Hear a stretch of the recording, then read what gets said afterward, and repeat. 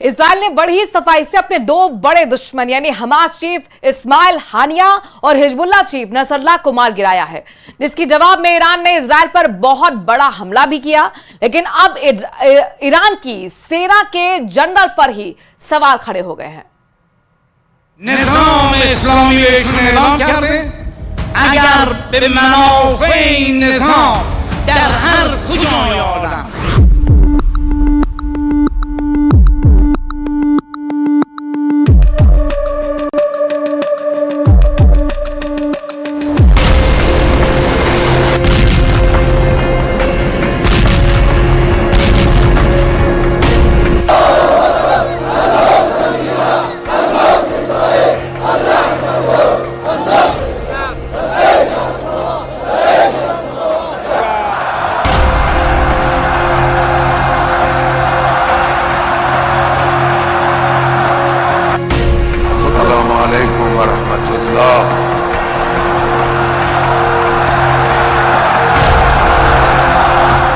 इन दो तस्वीरों में इजराइल के खुफिया प्लान और हमला की सफलता का राज छिपा है, जहां महज 60 दिन के अंतर पर कैसे हमास और हिजबुल्लाह के चीफ मारे गए हैं। खबरों के दावों के मुताबिक ईरान सेना के चीफ की गद्दारी की वजह से हमास और हिजबुल्लाह को इतना बड़ा नुकसान हो चुका है, जिसकी भरपाई कभी नहीं हो पाएगी। क्या ईरान की राजधानी तेहरान में हमास चीफ इस्माइल हानिया का मारा जाना और लेबनान की राजधानी बेरूत में हिजबुल्लाह चीफ हसन नसरल्लाह का मारा जाना इत्तेफाक है, या फिर इसके पीछे वो ईरान का गद्दार जनरल है जिसने हिजबुल्लाह के साथ साथ पूरे ईरान को धोखा दिया है? आखिर ईरान की मिलिट्री के चीफ ब्रिगेडियर जनरल इस्माइल खानी को मोसाद का एजेंट क्यों कहा जा रहा है?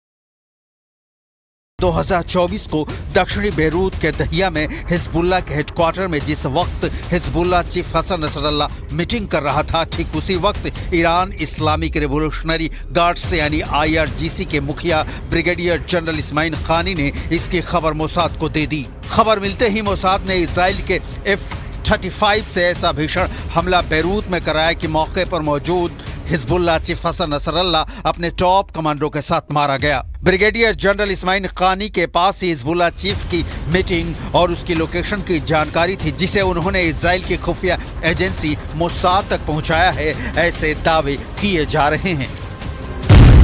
मोसाद का एजेंट निकला ईरानी सेना का चीफ।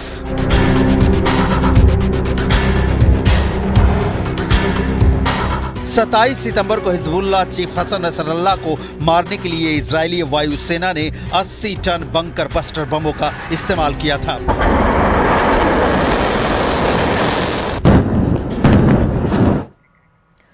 जंग के बीच लेबनान की सरकार के तेवर भले ही नरम पड़ते दिख रहे हैं, लेकिन लेबनान में मौजूद हिजबुल्लाह ने इजराइल के खिलाफ जंग का ऐलान कर दिया है। दूसरी तरफ ईरान ने इजराइल पर हमला कर जंग की चिंगारी को और भड़का दिया है। आखिर ये जंग कहां तक जाएगी? हिजबुल्लाह हेडक्वार्टर में 60 फीट नीचे मौजूद नसरल्लाह का मारा जाना लेबनान के साथ साथ ईरान तक को हैरान कर गया। दावों के मुताबिक नसरल्लाह की मौत के बाद से ही ईरान के सुप्रीम लीडर अली खामनेई ने IRGC की खुफिया यूनिट को जांच में लगा दिया था। दावा किया जा रहा है कि ईरान से मिली जानकारी के आधार पर जो दावे किए जा रहे हैं वो हैरान करने वाले हैं। आखिर ईरान की सबसे ताकतवर इस्लामिक रिवोल्यूशनरी गार्ड्स यानी IRGC का मिलिट्री चीफ मोसाद का एजेंट कैसे बन गया और इसका शक कैसे हुआ। हम आपको बता दें कि 67 साल के ब्रिगेडियर जनरल इस्माइल कानी जनरल कासिम सुलेमानी की हत्या के बाद ईरान में सबसे ताकतवर सैन्य व्यक्ति हैं। यहां तक ईरान के सुप्रीम लीडर अली खामनेई भी ब्रिगेडियर जनरल इस्माइल कानी पर आंख मूंदकर भरोसा करते हैं। तस्वीरों में साफ देखा जा सकता है कि ब्रिगेडियर जनरल इस्माइल कानी खामनेई के कितने करीबी हैं, लेकिन हिजबुल्लाह चीफ हसन नसरल्लाह की मौत के बाद पूरा खूनी खेल सामने आ गया है।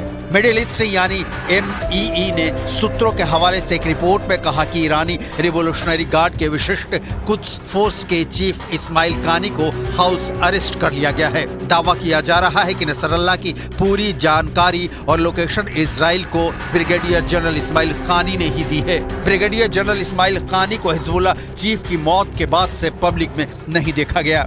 27 सितंबर को इजराइल ने बेरूत में एक एयर स्ट्राइक में नसरल्लाह को ढेर कर दिया था। ईरान को पूरा शक है कि ब्रिगेडियर जनरल इस्माइल कानी ही वो गद्दार है जिसने न सिर्फ हिजबुल्लाह चीफ नसरल्लाह को मरवाया, ईरानी कमांडो की ओर से ही इजराइल को जानकारी देने का संदेह तब और बढ़ा जब हसन नसरल्लाह के उत्तराधिकारी हाशिम सैफुद्दीन को 4 अक्टूबर को इजराइल ने एक बंकर में मिसाइल से मार डाला। हिजबुल्लाह के 2 चीफ की मौत के बाद ब्रिगेडियर जनरल इस्माइल कानी और टीम का हाथ बताया जा रहा है। התקפות שהאיראנים תקפו אותנו לפני זמן קצר. ההתקפות האלה היו אגרסיביות, אבל ההתקפות האלה נכשלו כי הן לא היו התקפות מדויקות. חיל האוויר לא נפגע, כל המסלולים פועלים.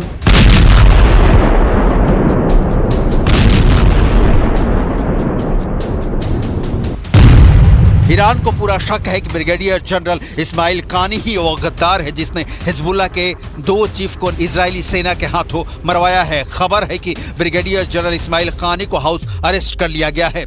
IRGC की खुफिया यूनिट ब्रिगेडियर जनरल इस्माइल कानी से कड़ी पूछताछ कर रही है। 4 अक्टूबर के बाद से ही कानी को हाउस अरेस्ट किया जा चुका है। अब इसी से अंदाजा लगा सकते हैं कि ईरान के सुप्रीम लीडर अली खामनेई खुद इस मामले की जांच में जुटे हैं। वो ये पता लगाने की कोशिश में हैं कि ब्रिगेडियर जनरल इस्माइल कानी ने कब और कैसे हिजबुल्लाह के दोनों चीफ की जानकारी इजराइल की खुफिया एजेंसी मोसाद तक पहुंचाई है। ईरान को अभी यह शक है कि ब्रिगेडियर जनरल इस्माइल कानी और उनकी टीम से मिली जानकारी के आधार पर ही बेरूत में हिजबुल्लाह को 17 सितंबर से 4 अक्टूबर तक सबसे ज्यादा नुकसान हुआ है। इस दौरान नसरल्लाह मारा गया, दूसरा हिजबुल्लाह चीफ हाशिम सैफुद्दीन मारा गया, यहां तक कि हिजबुल्लाह के 90 से ज्यादा टॉप कमांडर इसी दौरान मारे गए हैं। इजराइल के मोसाद ने ईरानी जनरल को अपना एजेंट बताकर लेबनान से लेकर ईरान तक जबरदस्त हमले करके दिखा दिए हैं। तेहरान में हमास चीफ इस्माइल हानिया के मारे जाने से लेकर बेरूत में हिजबुल्लाह की भीषण तबाही ने साबित कर दिया है कि ईरान से लेकर लेबनान तक मोसाद के एजेंट भरे पड़े हैं जो इजराइल को ऐसी जानकारी दे रहे हैं जिसके दम पर इजराइल 90 दिनों में ही हमास और हिजबुल्लाह का लगभग सफाया कर चुका है।